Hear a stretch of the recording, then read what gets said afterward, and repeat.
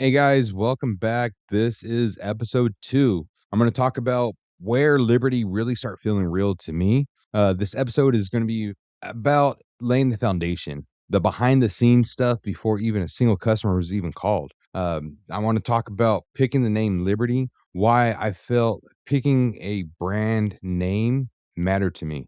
This is not just a business name. To me, it is freedom of time, freedom to be a present as a father, freedom to stop feeling boxed in by somebody else's rules. The name had to mean something because if I'm about to risk everything, I needed to stand for something larger than pest control. I want to talk about logo, picking a logo to stand out, standing out above Joe Blow's pest control or service industry. You're going to go through trials and errors, tweaks, late nights staring at the screen, wondering, does this even represent me? I want to share why this is big, bold, and professional, but still personal. I wanted something that the customers can trust at their home, not just something that felt corporate or generic. From there, I'm going to break down, the uniform, why I chose wearing the uniform that I'm wearing today. Also, the boring but crucial parts that solidifies the foundation is the SOP, how I started writing out step by step procedures. So I wasn't just winging it every day. Even though I've been doing this for over 20 years and I can do this with at least one hand tied behind my back and on a super bad day. Very comfortable and it's very routine. But I wanted consistency. Even though it was just me in the beginning, I knew if I wanted to grow, I didn't want chaos and I wanted the gold standards for this brand. So with the uniforms, I wanted to look the part. I wanted to show up clean, branded, professional, and it isn't about no ego. It's all about the respect. Respect for your customers, respect for their home, and respect to for the business that I'm trying to build from scratch. This episode is all about preparations, the quiet work, the stuff nobody sees on social media, the stuff you're not going to get clicks, likes, or anything else for. This is before the big money. This is before the wins to celebrate, just laying the bricks when nobody's watching and just trusting what you're doing to pay off later. It's the foundation episode. The mindset shifts from I had an idea to I'm building something real. So let's get into it. And so let's talk about why I feel picking a name actually matters. Because of this is something that a lot of people rush through when they're first starting their business. In my opinion, choosing a fictitious business name is one of the first steps to building something that can grow. We'll talk about that aspect in a little bit in one of the other episodes. But a name creates a separation between you and the brand. It gives a business room to evolve, to scale, and to become something bigger than just one day, bigger than one person, bigger than one service. Your name isn't just what people call you, it becomes the identity people trust. That's why I want to talk about the name Liberty, because that word goes way deeper than just freedom. When I chose the name Liberty, it wasn't about some generic idea of being free. It was about liberation from corporate handcuffs, the schedules that I didn't control, the rules that changed depending on who was in charge, the feeling of building something for someone else while my own stayed on hold. Liberty meant breaking away from the system and finally owning my time, my work, and my future. But the name didn't just stop with me. For the customers, Liberty meant being liberated from the stress pests bring into their homes, the sleepless nights of scratching on the walls, the embarrassment of seeing roaches in the kitchen, the anxiety of rodents in the attic, or even termites in the structure. When I show up, the goal isn't to just spray and leave. It's about giving the people their home back, peace of mind, comfort, control, that liberation too. It's also why I didn't want to use the word exterminator. Exterminator sounds aggressive, outdated, and disconnected. It's about killing and moving on. I didn't see myself that way. I see myself as the liberator. I remove the problems, but also I educate, prevent, and protect. I'm not just eliminating pests. I'm liberating families from fear, frustrations, and constant worry. The word liberty carries responsibility. It's, to me, means doing the job right, not rushing it, ethical treatments, long term solutions, respect for people who trust me and their homes. Liberty is the service with purpose. So if you're watching this and you're ready and you're in the early stages to start your own business, then here's the takeaway. Have fun with your name, but be intentional. Pick something that you can grow with, something that means something to you, something that can stand proud to wear, represent, defend for years from now, because once you name it, you're not just starting a business, you're giving life to the brand. This is why Liberty means so much to me. So make sure you really take the time and pick a name correctly. Go. All right. So once the name was locked in, the next question was obvious.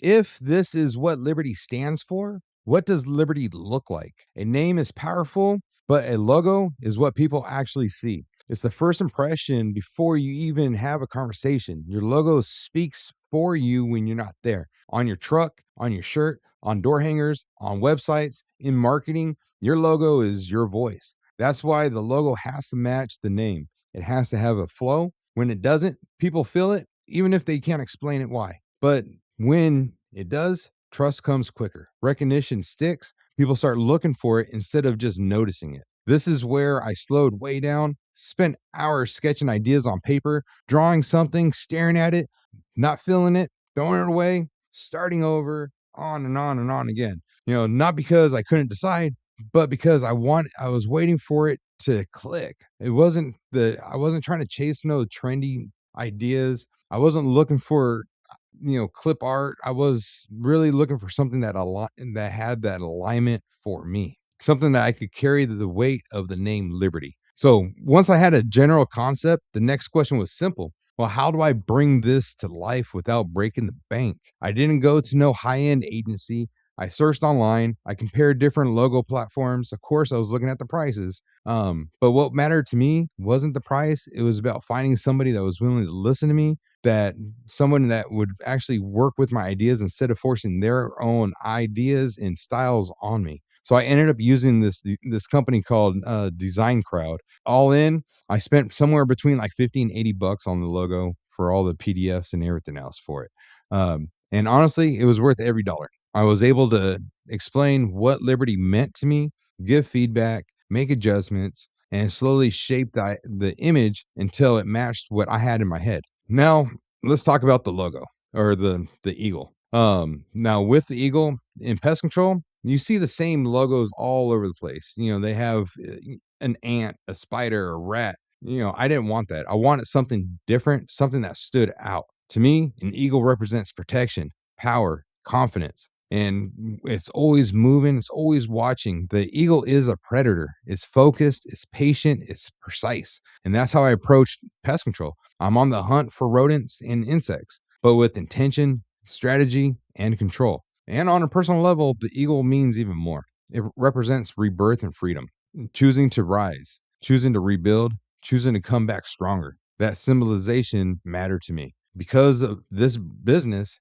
is tied directly into my own journey. So now that we got the name, it means something, a logo that represents it visually, a brand people can recognize and trust, which leads to the next question. Now that we got the name and the logo locked in, what's next? Go. All right. So once the name and the logo were set, the next true question was that I had to ask myself as simple as, when I show up, do I look like the brand I'm trying to build? I didn't want to look like a startup with no money in the bank. I didn't want to be the guy rolling up to the customer's house in a baseball cap, some jeans, and a DIY t-shirt with an iron-on logo that I got from Michael's and using my printer at home.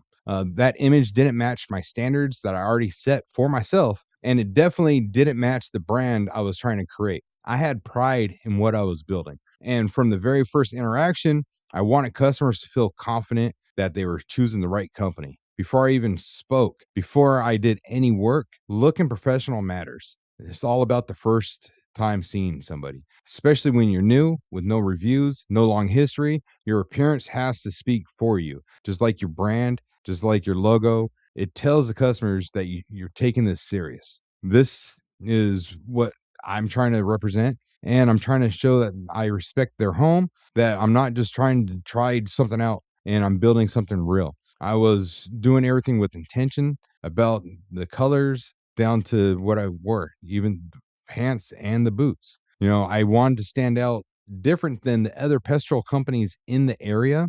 I noticed they were wearing gray shirts, white shirts, baby blue, um, all the different variations. And so I wanted to choose something for the colors that matched my logos that fit my brand. That's why I went with royal blue polo shirts instead of t-shirts. To me, it looked clean, professional, sharp. To me, it looked like I projected confidence. I tied the name, the logo, and the brand together into something that customers could trust the moment that they opened the door. The uniform wasn't about looking expensive, it was about showing standards. And when customers see it, they can feel it.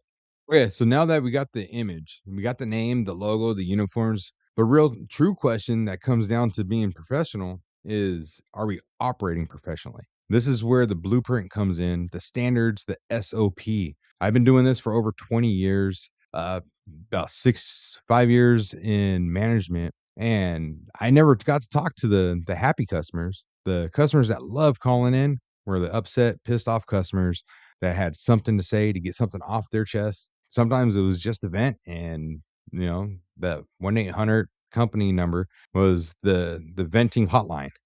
So yeah, granted, I can treat the house blindfolded with one hand tied behind my back. I knew the insects, I knew the products, I knew the routine, and honestly, I could fall into these patterns like a lot of companies do. Splash and dash, 10-minute services, get in, get out, move on to the next stop. Not communicate, not let the customers know what's going on. And that's not the standards that I hold for myself. Especially like being in management, you get to hear all the complaints, and that's where I created the my standards off of customer complaints to make sure I'm delivering of the different things that I realized over the years of management that customers wanted. Customers want to know what's going on. They want to make sure that they're being protected. Communication is a huge thing. Knocking on the doors, saying, "Hey, Mrs. Jones, I'm here to do the service. This is what we're going to do today. And by the way, watch out because next month these issues may start popping up. Every month, a different insect starts appearing. So, you got to be able to communicate with the customers, to educate them, and to spend the time just to creates value for the customer for what they're paying for. A lot of customers, they really assume they're paying whatever $100 for you to spray for 15 minutes. But really that's not what they're paying for. They're paying for the warranty, for the protection plan for whatever cycle they're on. If it's every other month, every quarterly.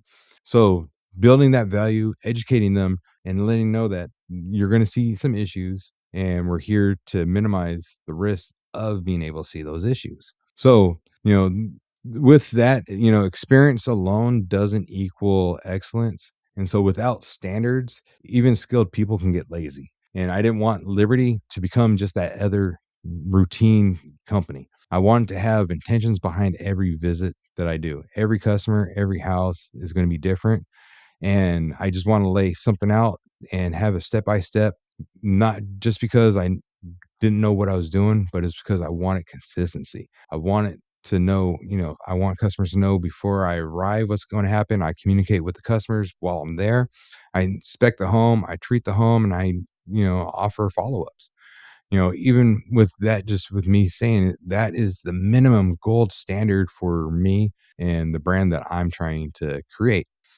It's overall, it's the guardrails. You stay within that, you're gonna be just fine. And also, it holds me accountable. It keeps me from cutting corners. It keeps me from rushing. I treat every house individually. I don't worry about the next house until I'm done with the house that I'm currently physically at. I made sure that every home is treated with the same level and care and protection, no matter how busy I got.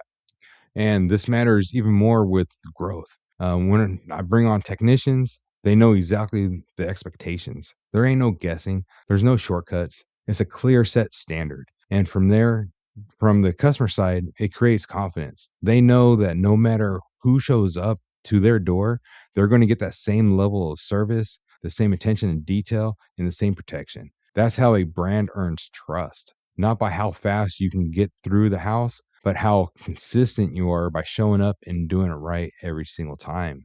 Okay. So now that we got the image locked in, the name, the logo, the uniforms, the standards, but what's next? Before you can even hit the streets, start knocking on doors, or even taking the first real phone call, there's a whole other dark side that nobody warns you about. It's all the paperwork, filing with the state, the county, the city, the licenses, the registrations, all the confusing stuff that can slow you down or even trip you up if you don't handle it correctly. That's what we're going to get into next. So until next time, this is Robert with Liberty Pest Services. If this episode helped you, please like, follow, share, and even leave a comment. Let's help the person watching who's in the exact same stage trying to start a service based business and feeling overwhelmed. If some of the things that I've built and learned can help make the process a little bit easier than it was during my learning curve, then this podcast is doing its job. So until next time, see you later.